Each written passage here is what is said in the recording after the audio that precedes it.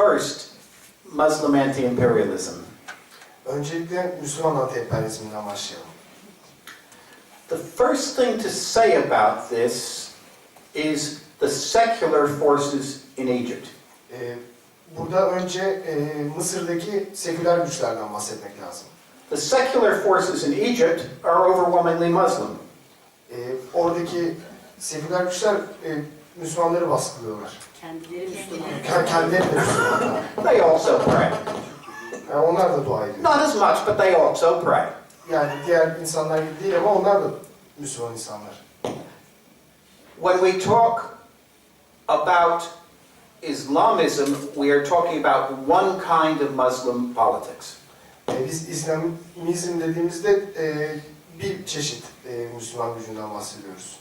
We are talking about a politics of resistance to imperialism, Emperyalizme karşı direniş içeren, a pro-business politics, iş hayatıyla iyi ilişkiler kuran and a social welfare politics. ve sosyal yatırımları olan bir politikadan. Refah. Sosyal refah politikasından. All of these things together. Bu üçünden. This is strong in many Muslim countries now Bu birçok Müslüman ülkede şu an güçte olan politik bağlı. because we of the left have failed. Çünkü biz solcular başarısız olduk. The country in the Middle East I know best is Afghanistan. En iyi bildiğim Orta Doğu ülkesi Afganistan. It is the only one where I speak the language. Yani dilini konuştuğum tek ülke.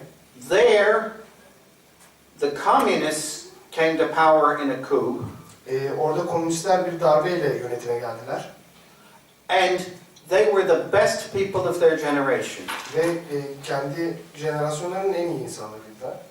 There was an uprising led by the Islamists, Buna karşı İslamcıların bir direnişi, başkaldırışı oldu. the the communists allied themselves with the Russians, Komünistler kendilerini Rusya ile ittifak halinde soktular. and the Russians killed 1 million Afghans. Ve bunun sonucunda Ruslar gidip 1 milyon tane Afgan'ı öldürdüler. So now, if there is a politics of resistance in Afghanistan, it is Islamist. Yani tam da bu yüzden eğer bugün Afganistan'da bir direniş olursa bu İslamcı bir direniş oluyor. But here is my most important point today, really. Bugünkü en önemli noktam şu olacak. I do not start from left and right. Ben sağ ya da soldan başlamıyorum. I do not start from imperialist and anti-imperialist. Ben emperyalist, anti-emperyalistten de başlamıyorum. I start from what is in the hearts of working class people and peasants. Ben işçi ve köylülerin kalbinden ne geçtiğinden başlıyorum. That for me is my deepest loyalty. Benim en büyük bağlılığım budur. And my test is always, what do the grandmothers think? Ve testim de bunu test etmek için hep babaannelerin ne düşündüğünü bakarım. I am with them. Babaanneler benim. And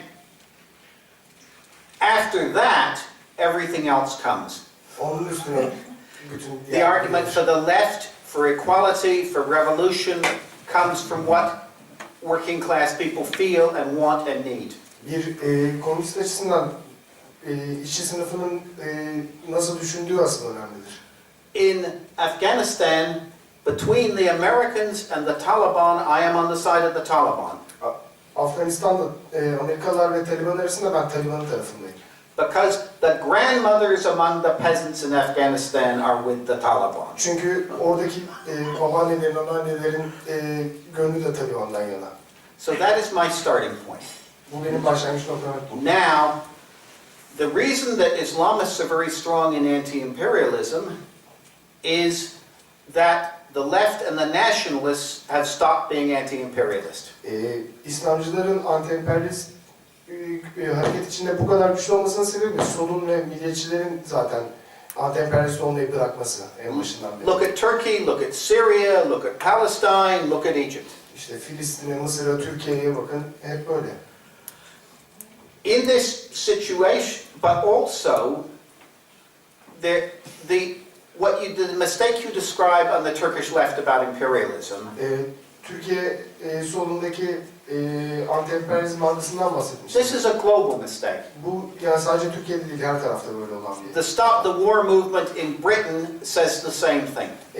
Savaşı durdurma hareketi, Stop the War hareketi İngiltere'de aynı şeyi söylüyor. Not quite the same thing, it is more difficult, it is more nuanced, more contradictory, but basically the same thing. Yani aslında tabii başka detayları, başka nüanslar var ama temelde aslında aynı tartışma.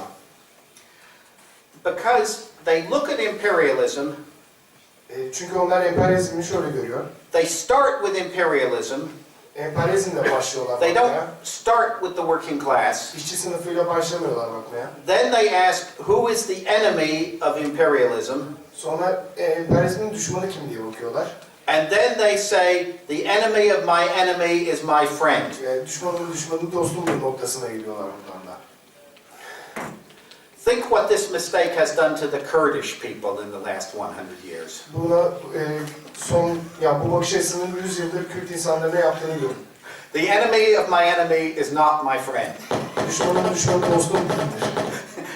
And it is very confusing to start from anti-imperialism now, Yani emperyalizmden başlamak çok yanlış bir nokta.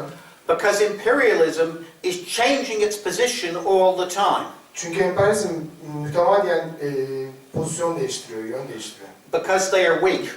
Çünkü güçsüzler. They are still much more powerful than us.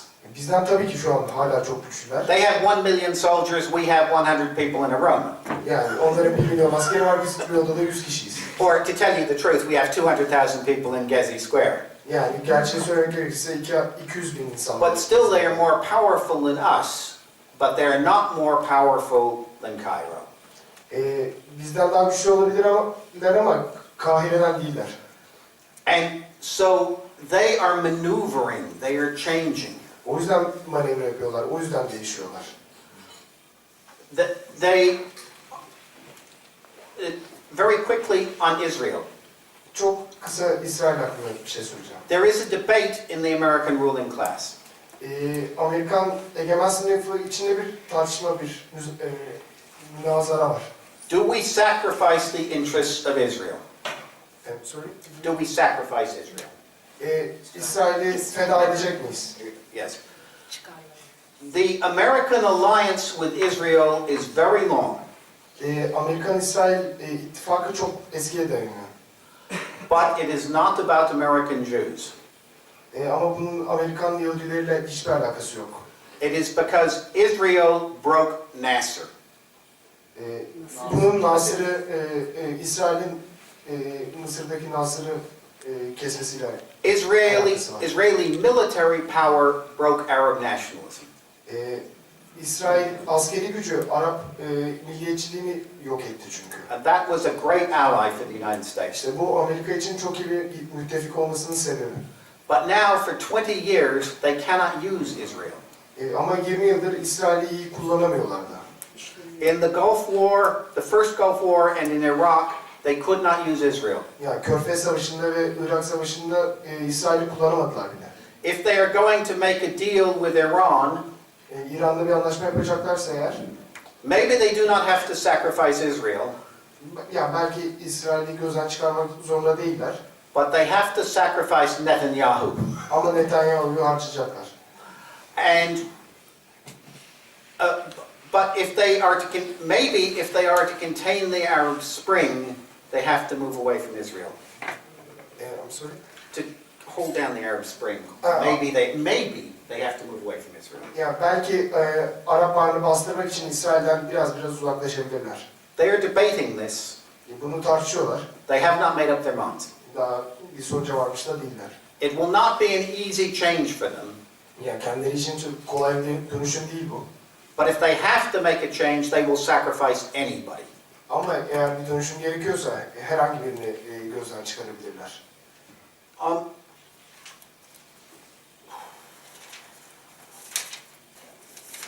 So the last thing is this.